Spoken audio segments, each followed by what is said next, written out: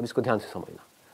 दो लोग हैं, एक ही कॉलेज में गए हैं, मान लो एक इंजीनियरिंग कॉलेज में गए, टॉप कॉलेज नहीं है, ये मैं एग्जांपल इसलिए ले रहा हूं क्योंकि बहुत इंजीनियरिंग कॉलेजेस हैं, भरे पड़े हैं इंडिया में। 4 साल तक लग करके दोनों ने पढ़ाई करी, पढ़ाई में ऑलमोस्ट एक जैसे थे, ना टॉपर्स थे ना बिल्कुल ही गए गुजरे थे, मीडियोकर थे।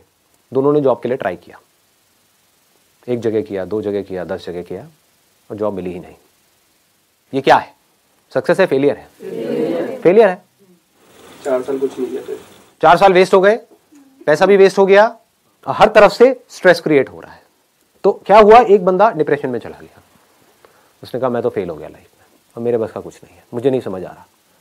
और उसने क्या कहा, अब मुझे जो भी जॉब मिलेगी जैसी ही मिलेगी मैं कर लूंगा, ना से तो हाँ है। तो क्या हो रहा है, वो फ्रस्ट्रेटेड है क्योंकि वहां से ना तो पैसा ज्यादा आ रहा है, काम भी अपनी पसंद का नहीं कर रहा है, और घर वाले भी अच्छे तरीके से उसको सुना रहे हैं based upon his past failures, उसको खुद को भी बार बार अपने पास्ट फेलियर्स याद आ रहे हैं, तो नीचे धंसता ही चला जा रहा है। इसको बोलते हैं रॉन्ग थिंकिंग। ऐसे ही होता है ना। ये मैं एग्जांपल यहाँ पे इंजीनियरिंग का दे रहा हूँ, यहाँ पे आप किसी रिलेशनशिप को भी रिलेट कर सकते हो कि एक रिलेशनशिप में घुसे, सबके अगेंस्ट जा करके, और फिर ये हुआ और सब कुछ ही खराब होता चला जा रहा है, रिलेशनशिप डिवोर्स तक की नौबत आ गई, तो आदमी कैसे डिप्रेशन में जाता है, आदमी या औरत व्हाटएवर। तो अब दूसरा जो बंदा है जो लाइफ में कुछ बड़ा करने वाला है, जिसकी सोच सक्सेसफुल लोगों के जैसी है, और सक्सेसफुल लोगों की सोच कैसी होती है कि अगर कुछ भी मैंने किया है तो कुछ ना कुछ वहां से सीखा है। ऐसा कोई काम नहीं है जो आपने लाइफ में किया हो और उसका आपको कोई बेनिफिट ना हुआ हो, इम्पॉसिबल। अच्छे से अच्छा, बुरे से बुरा।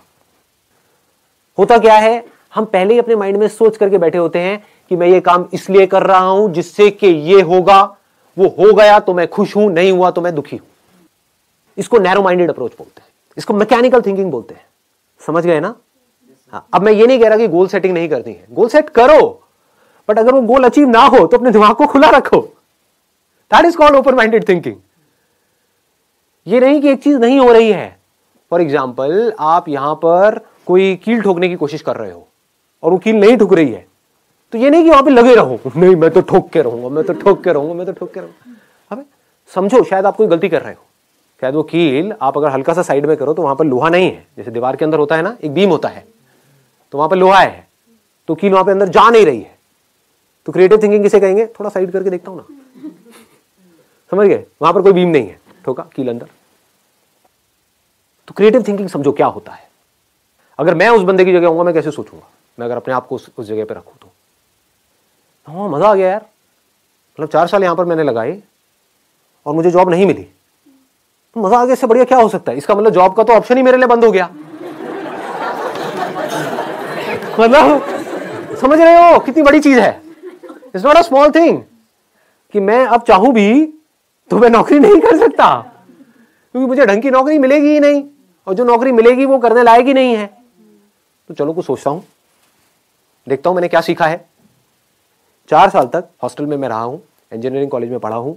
अब मुझे क्या समझ आया वहां पर रह करके कि जो हॉस्टल्स हैं वहां पर एक बहुत बड़ी प्रॉब्लम है जो मैंने फेस करी, कि मेरे हॉस्टल के अंदर कोई भी जो मेरे को डे टू डे यूज के लिए चीजें चाहिए होती थी, दारू, सुट्टा और गांजा के अलावा,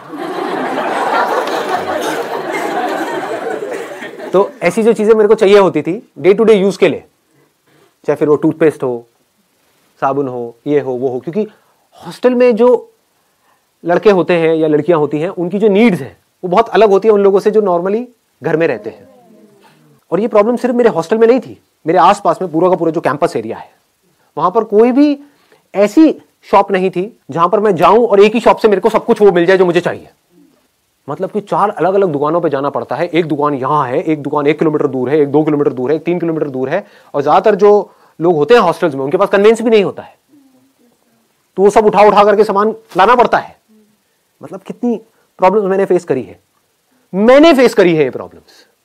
आप समझ गए ना? इसको ध्यान से समझे ना। अब मैं जैसे जैसे आप लोगों से बात कर रहा हूं ना, मैं अपना भी रिकॉल कर पा रहा हूं कि मैं यहां तक कैसे पहुंचा। एज अ मॉडल जो मैंने प्रॉब्लम्स फेस करी थी, उसका सोल्यूशन निकालने के लिए मैं फोटोग्राफर बना। एक प्रॉब्लम थी मेजर कि 90% से ज्यादा जो मॉडलिंग एजेंसीज थी वो सब फ्रॉड थी। तो अंदर से आया था कि नहीं यार, मुझे कुछ करना है। तो जैसे ही अपनी नजर को इस प्रॉब्लम पे आप ले गए, जिस प्रॉब्लम को आपने फेस किया है, जिसको आपने फील किया है, जिसको आपने एक्सपीरियंस किया है, तो उससे रिलेटेड थॉट्स आपके माइंड में आने लग गए। ये थॉट्स ही तो आइडियाज हैं, और क्या है। लोग आइडियाज का मतलब ये समझते हैं कि मुझे कुछ अजीब सा सोचना पड़ेगा। इंटरनेट पे बैठ करके देखते रहते हैं बिजनेस आइडियाज क्या है, उससे क्या होगा। आपके एक्सपीरियंस से वो कनेक्टेड है, आपके अंदर से आ रहा है। अंदर से आने का मतलब क्या है कि आपने एक प्रॉब्लम को फेस किया हो और आप उसका सोल्यूशन निकाल रहे हो।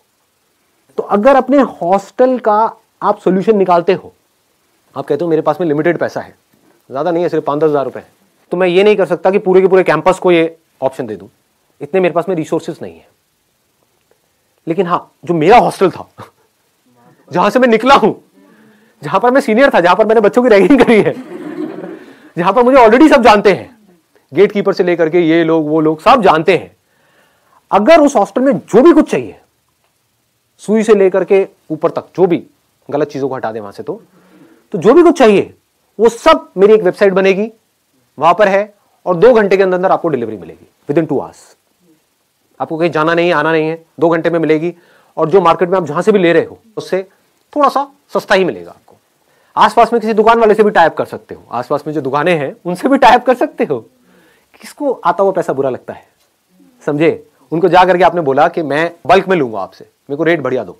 आपने पहले ही सारे रेट पता कर लिए, होलसेल मार्केट में जाके ये रेट होते हैं। अब जाकर के आसपास के दुकानदारों से आप बात कर रहे हो और उनको भी थोड़ा सा मार्जिन दे रहे हो, तो आपको दूर जाने की भी जरूरत नहीं है।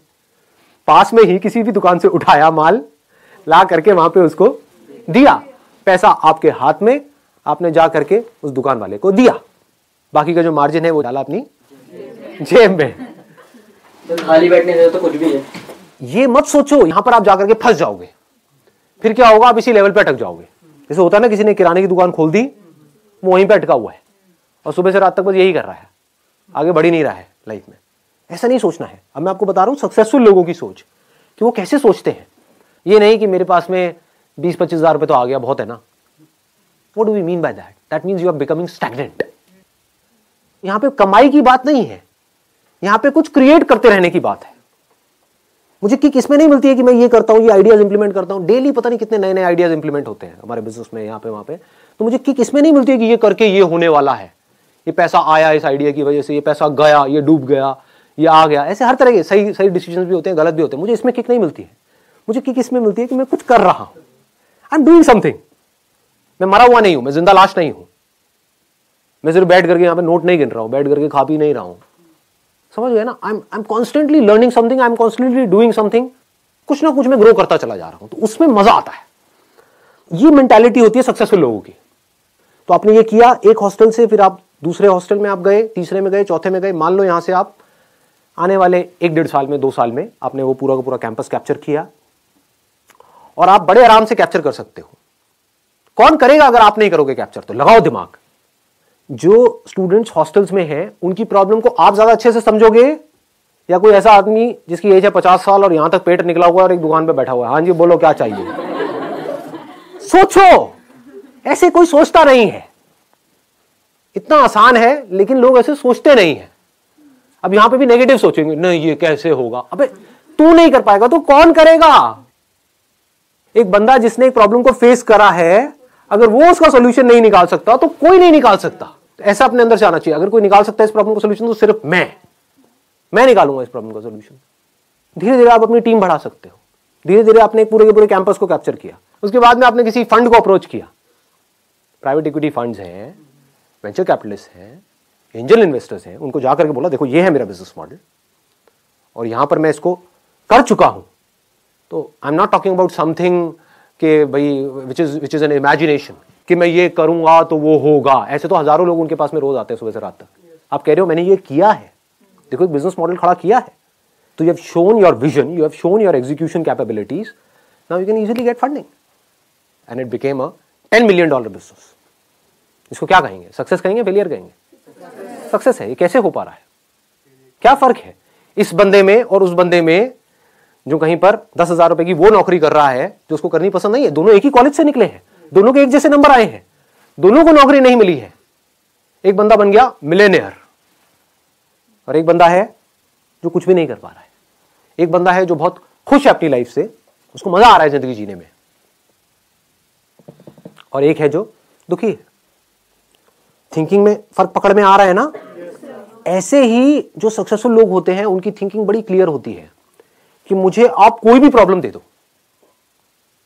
जो अनसक्सेसफुल लोग हैं उनका क्या होता है? मुझे कोई प्रॉब्लम मत देना, हे भगवान ये मत करना बस आप। भगवान जा करके चढ़ावा चढ़ा रहे हैं मंदिरों में, समझ गए ना? ये किसकी निशानी है? अनसक्सेसफुल लोगों की निशानी है। अनसक्सेसफुल इन द सेंस जो डरे हुए हैं। जहां पर डर है वहां पर क्रिएटिविटी नहीं हो सकती।